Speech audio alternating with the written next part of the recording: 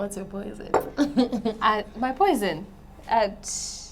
Painkillers, guys. I don't mean it in a hectic way, but because I've got I get constant headaches. I have quite a collection of like pain meds. Okay. I will know that for this headache, I'm having Adcodol, the mild one. And if it's hectic, I'm gonna take about, 2 of Brufen pills. You sound like your own pharmacist. Yeah, it's like on the grocery list. Like I always make sure, like at the end of the month, I buy my medication. But I don't think I take it in excess. But have you gotten to a point where you then take it not because of the headache, but because you want it to make you feel some type of way? No, I just take it for the headache. I just take it for the... Yeah, when I was 14, I went to Minda High School. So I hated fashion and fabrics. So on Thursdays, that's when we had our practicals, and I'll just pretend that I'm sick so that I just go to the hospital. So that I'm sorry. So that I don't. So, because, she used to actually, when someone actually pinches your ear and you can't even hear anymore. And I hated it. I wanted to be a chef like my dad. So, and then, at that time, the help was the one who chose my practicals. Mm-hmm. She chose fashion and fabrics. So when the first time I went, I told them that I didn't want to do it. I wanted cookery lessons. I wanted to do food and nutrition, but they didn't want to let me. So I started taking pills. When you say I have a headache, next thing I'm like, I'm tonsillitic. Next thing, I'll always look for something. Or somewhere which is actually painful, so that I get to go to the hospital. And then you get so the thing is, I end up having like a box of pills. So to make me look believable, I started taking pills. Without even being sick, I'll just take pills. To the point where I actually felt good taking pills. And I'll be like, you know what? I'm laughing, but it's not funny. It's smart. Also, the issue of painkillers, I think it's a thing for a lot of people. Yeah. I don't have a collection like you, but I think it's one of those things. Yeah, I don't have a collection. Yeah. Okay. But then I think also it's one of those things where if you have a tiny headache, you want to take something to do with it. Like, I think we grew up, I was raised by Ukoko, so at home, when you have a headache, there's certain things you do. Like, simple things, we don't go to the pharmacy and get pills for this. It's you deal with it. If you've got flu, lemons at home, there's hot water, there's things we use to deal with pain. But now I think for us, the easiest is just the pharmacy. You're sick, you've got flu, there's this allergy pills, but that people don't know like the name of the pill. But people are like, there's this allergy pills, and then you get flu moles, you got this, and then you just drink it. Like if you get like a lot of it, it's gonna go faster, that type of thing. And I also think like for girls as well, on your menstruals, right? People just, because you wanna deal with, there are people that have really crazy cramps, and you think by taking more pills, you're dealing with it. But at some point, I feel like it becomes an addiction because you're not finding other ways that are not as addictive or as unhealthy, because pills can also be unhealthy if they're taken in excess and things like that. Are you saying it's psychological? That sometimes you might actually feel pain because you're not actually feeling pain, but the fact that you're so used to feeling pain at a certain period of time, you might actually feel it.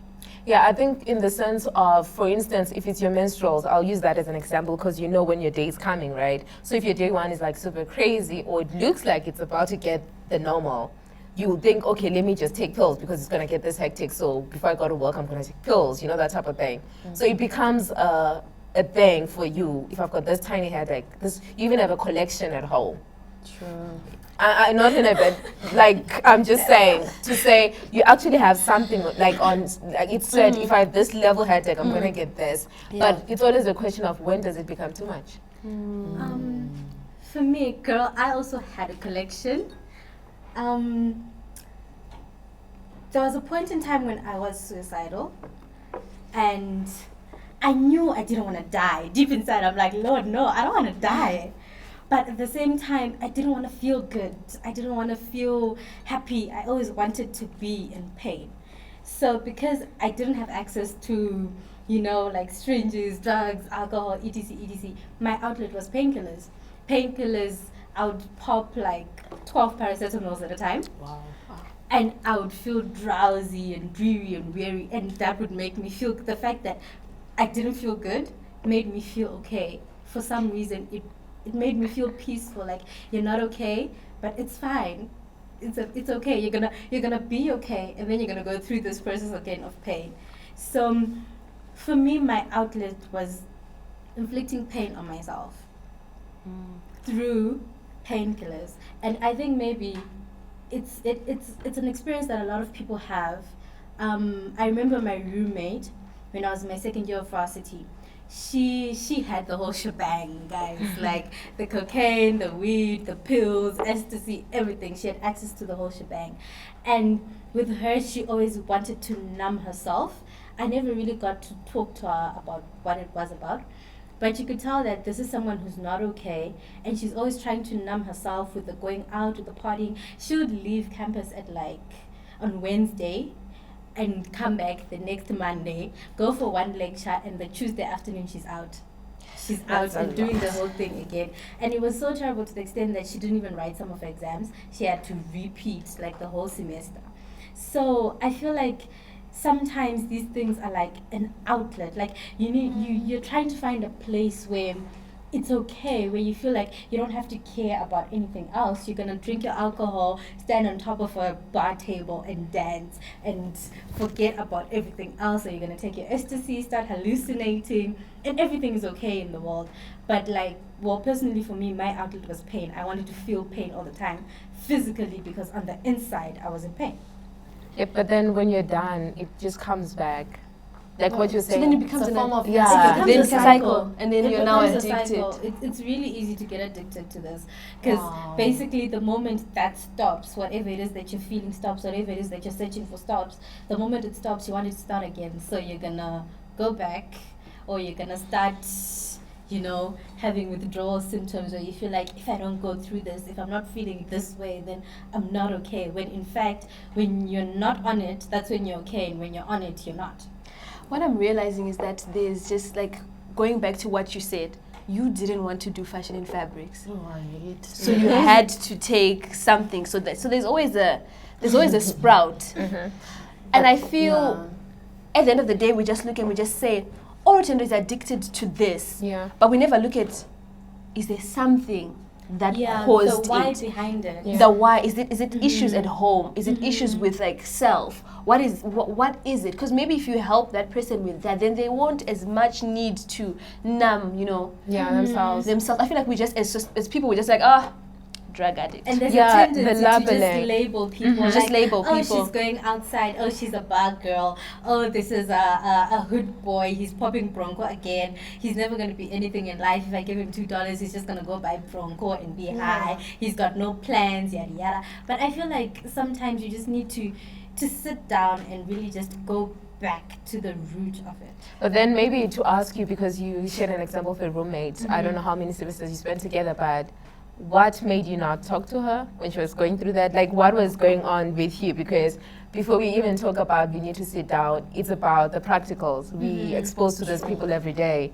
What was going on with you? Because you've got a roommate that's literally never there. Okay, to answer that question, I had two issues. First of all, I did try to be there, Okay. but she was never there. Like, she would come in the room on a Monday evening, sleep the whole day. On Tuesday, she's out, and then she leaves the keys and goes and writes a little note that says, "See you later." And I never know when later is.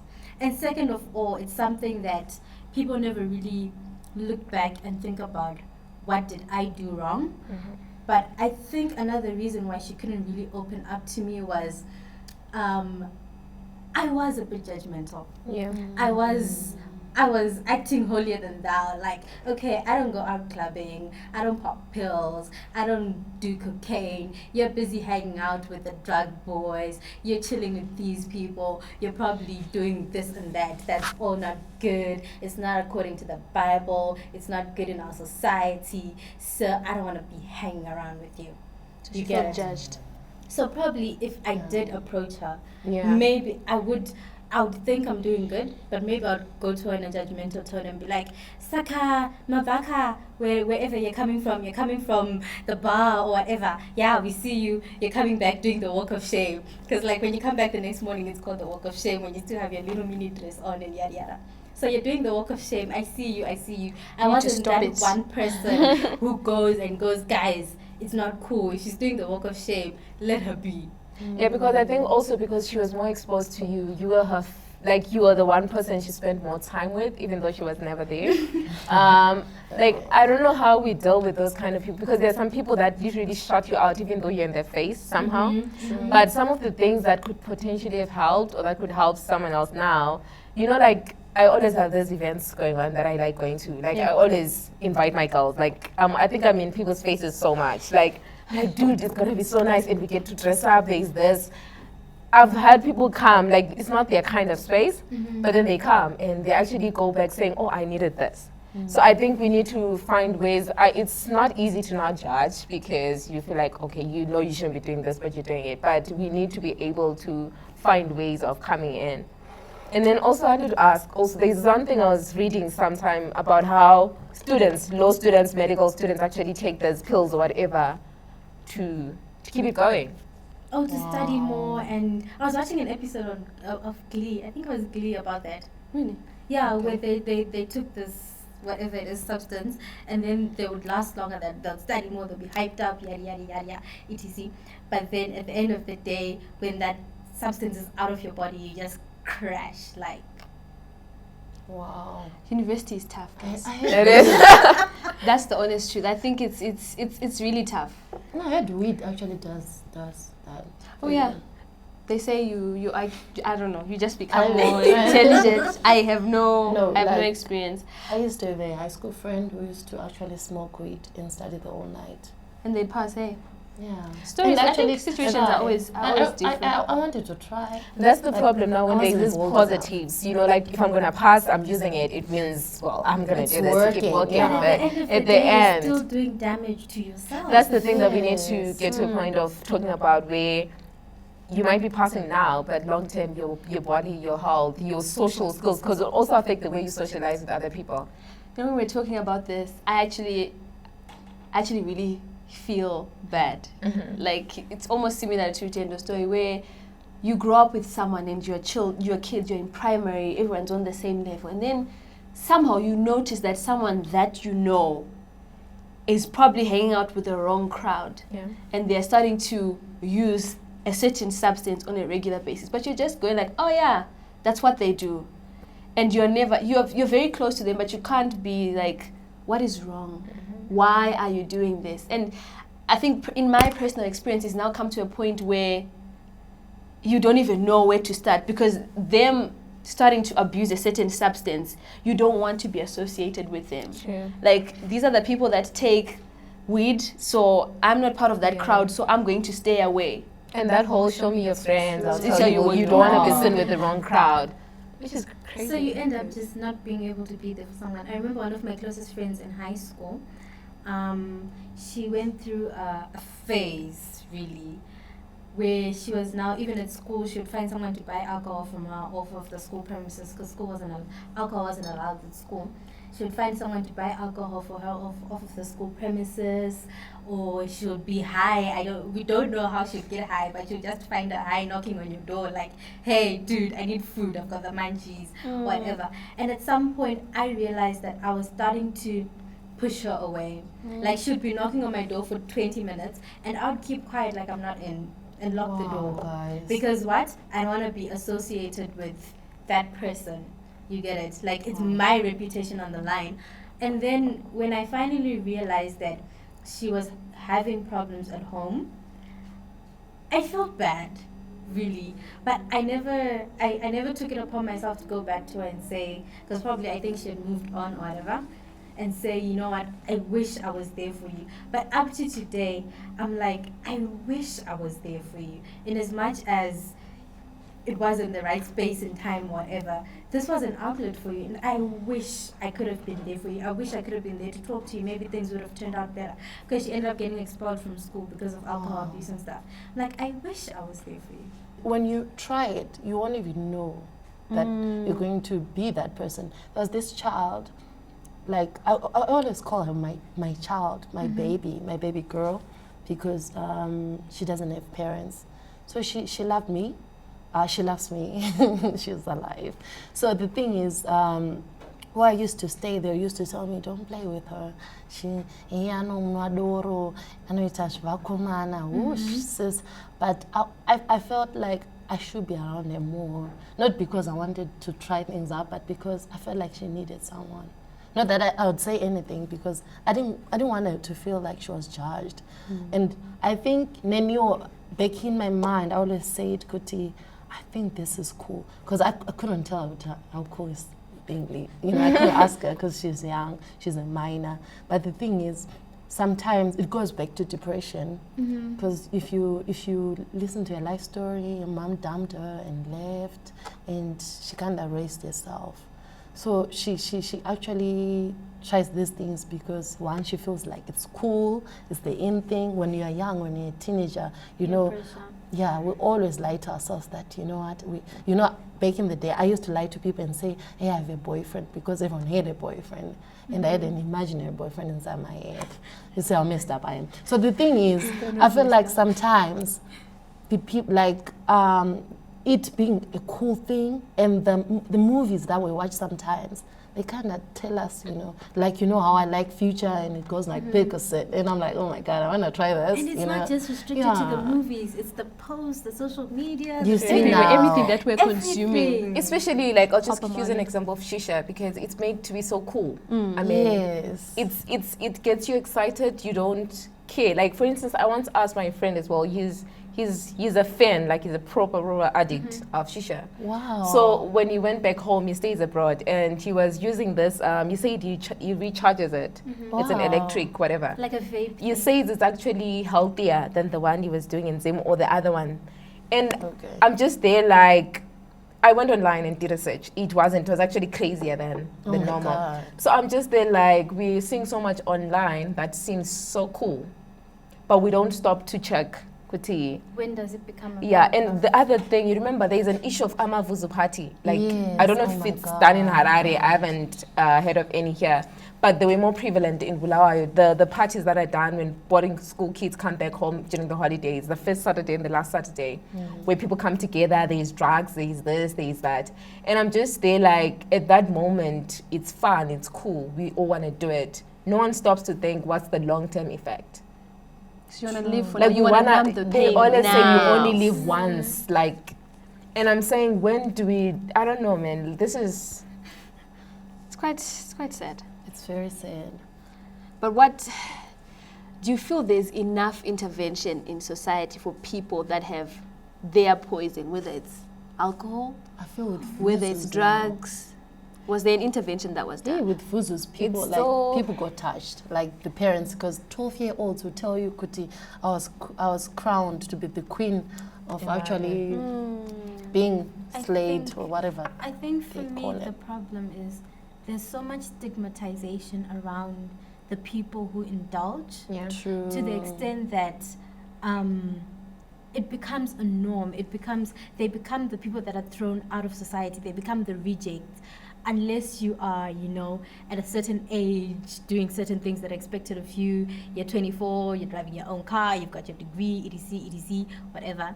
If you're not there, if you're the 24-year-old who's sitting by the corner smoking cigarettes and drinking brongo, you become the reject of the society, to the extent that people don't then stop and take a moment and try to help you. And then the few that have support systems that try to take them to rehab, etc., you find that in most cases, healing is a process. It might not take one rehab session for you to get better, but people then end up giving up on you. And I don't think that's right. You should just keep, excuse me, you should just keep trying to help the person. Like, I remember at work we were talking about this guy who's been to rehab, I think about 4 or 5 times. But his mom is still holding on to him and still sending him back to rehab, because she's like, I know my son, I know what he's capable of, I know his potential, and this is only but a phase, it will pass. if he's the one who actually wants to get over it, he knows he needs help. He's going for the help that he needs. Obviously, he'll fall off the wagon, but that doesn't mean you should give up on him. The power of someone who believes in you. True. And the issue of rehabs, I mean, this is Zema. We don't have rehab centers. I don't know if We don't. We do. We We do. Wow. Like, I didn't know. Like, Exactly. People like just where, don't know. like, I'll use an example for Fulayo. Mental, like anything, drug abuse, like if there is a rehab process you're supposed to go through, it's mental institution, Engujen. Yes. We Or are. they You take go you to back the to you go, church. Wow. you go to They the take you mental back to church. like mental health institution, right? When you get there, you're given drugs because it's a health, like it's a hospital. They give you drugs to deal with. You're running away from drugs. You Now start with popping Jehovah. this. So that's the other problem. We don't have proper rehab structures. Like right now, I don't know Or that even there's actually information about There's it. no really. there's no information. I think it's expensive. even the ones that are there. Someone Where But they? it shouldn't be. Why? Because these are things that everybody goes through. Like, you can look in the corner here, the corner there. There's someone who's using something at some point in like literally everywhere. Why? Well, we all know that We all right know now. why. things There's are so tough. many young crazy. people that But don't it have shouldn't be jobs. so True. difficult for you to then get the help that you need to clean yourself up. Yeah, because this thing of young people not employed, it's a thing. I was in Highfield sometime in December. And, you know, like, you'd get there in the morning. I was there 4 days in a row for, like, a festival. And people are drunk in the morning. Wow. And these are young people. They're like, you know, like the threats I was getting. I was there for work, so you've got T-shirts.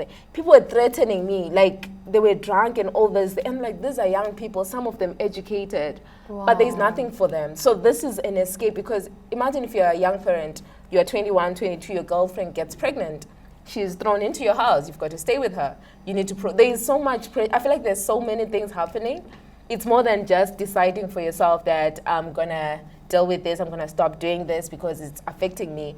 The truth is, the economy is taking a toll on all of us, and some are hard. Like they're hit the most, and they're trying to get out of it. Like try and get distractions or whatever.